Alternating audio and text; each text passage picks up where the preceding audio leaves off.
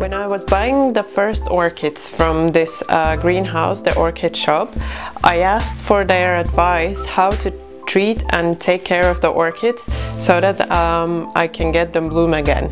And what they said was, well, what I just told you about the roots, when to water them, and also they said the water that you water them with, it needs to be lukewarm. So not cold water, but lukewarm water.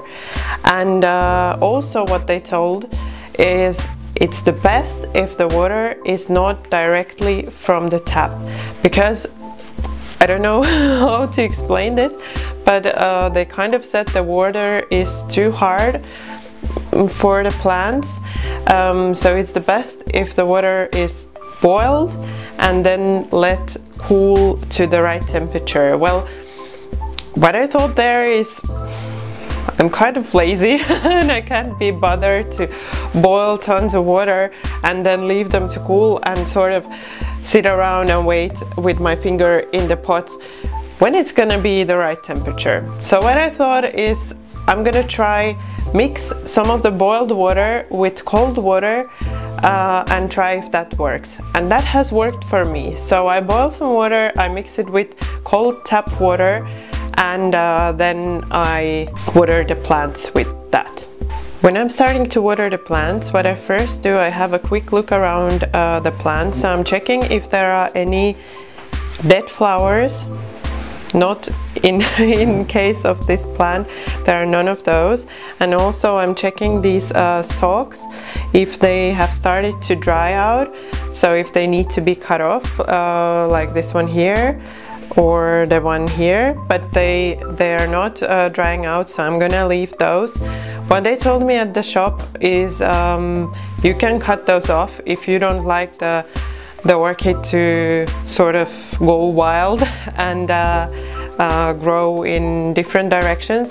But I feel like it's a bit of a shame, because sometimes, I'm just quickly gonna show you, sometimes from the part where there are no flowers anymore, the orchid can grow some new stalks, and some new flower buds will come out. So it's a bit of a shame to cut those off, because the plant can develop and grow some more flowers there.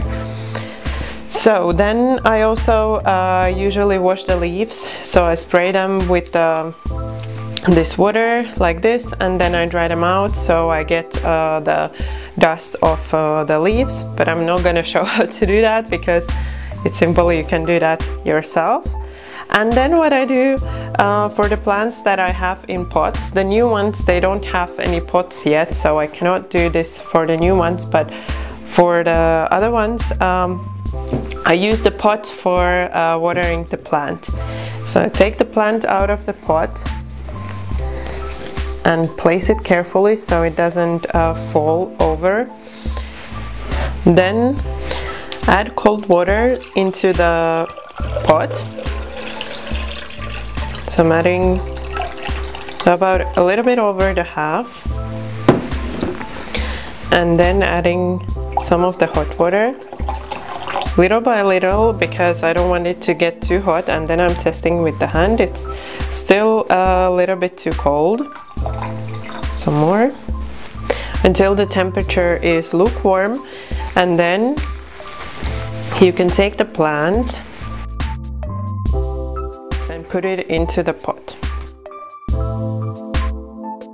And if you don't want to overfill the pot and have all the water over your table, then leave some room for the plant to go into the pot. And then if you have some more room to add some water, just add separately on top. So I have the same temperature water here in the jug, and then I'm just pouring it over the plant.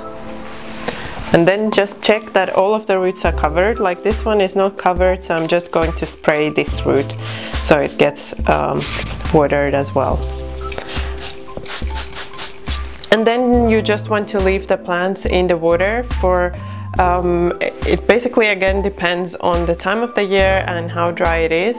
In the winters I water them for well, I leave them in the water for about 5 minutes or so, and that's usually enough, and that usually lasts at least a week, sometimes even 2 weeks.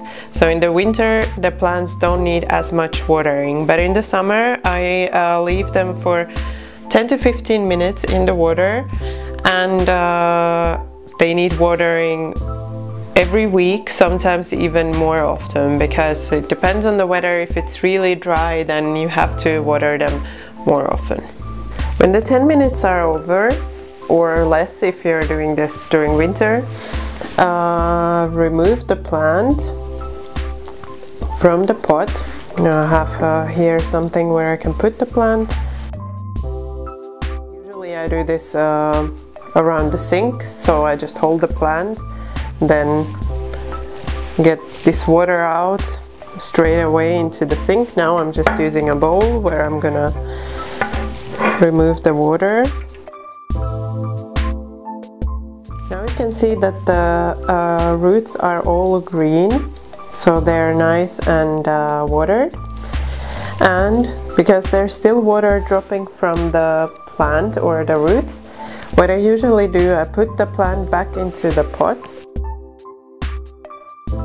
It to sit in the pot for about an hour or so, and then I lift the plant again, I drain the extra water, and then I put it back. So I want to get rid of any extra water. I don't want it to sit there in the pot, so that it doesn't bring too much moisture for the roots, so they don't get moldy or, I don't know, get bad. So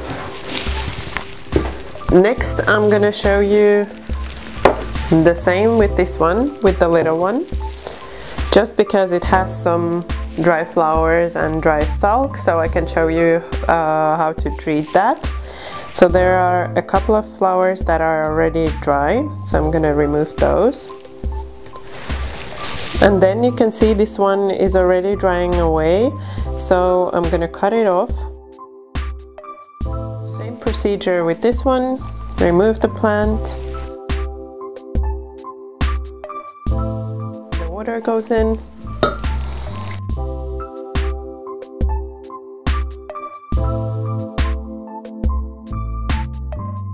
And then the plant goes back. And then I'm just adding some more water. Also, when you're checking for the dry flowers and dry stalks, you also need to check for any dry roots. So I don't really have any proper dry roots to show you because I've cut them off last time. But for example here, the ends are dry, so if you have roots that are completely like this, then you want to cut those off as well. Then I also want to tell you a little bit about the Keiki, because or the little plant that grows on the orchid. So if this happens and your plant starts to grow this little orchid, you want to water the roots, because the roots are basically hanging in the air, so it's good to water them every day. And I do this with the spray bottle. I just spray the roots. A really hot day, I do this a couple of times a day. So because otherwise they would have to get their water from the roots of the plant, so through the stalk, and that can be really hard for the plant. So this way you're keeping the roots nice and watered. And what you also want to do with the Keiki, you don't want to cut it off right away. So when you see this, for example mine, it had this really long root for a very long time and no other roots, and I was thinking maybe I should cut it off and maybe it's not gonna grow if I leave it like this. But one root is not enough. It won't have enough nutrients from that one root, so you want to leave it until it has, I think I was told in the shop, that at least 5 long roots, and then you can cut it off. So As you can see, there are a lot of small roots now here, and I don't know, maybe in a week or 2 weeks time I will be able to cut it off, and then maybe I will also film how you want to plant it first and how you want to take care of it and get it to grow into an own big orchid plant. Also this summer I noticed that the plants are drying off really fast, and I thought maybe I would try to keep the upper roots watered better. So what I've been doing with the spray bottle, on the hot days I do this a couple of times a day, on not so warm days I do it just 1 time a day. So I take the spray bottle and I just spray the roots, so the roots get a little bit more moisture as well. I don't know if this is necessary, but this is just something I've started doing. So I keep the plants more moisturized, and so maybe that will help with the humidity as well during the summertime. So you can see right away that the color of the roots changes. I'm going to show you how I water each and every plant, because it's the same procedure with every plant, but I want to show you what I do with those that don't have a pot. So usually I just use the pot for watering, like I showed you with the previous 2 plants, but then I also have these new ones that don't have a pot yet, and maybe sometimes you have such a pot that it's not really possible for you to water the plant in the pot. So just get something like I have here a plastic container, and I just put the plants there.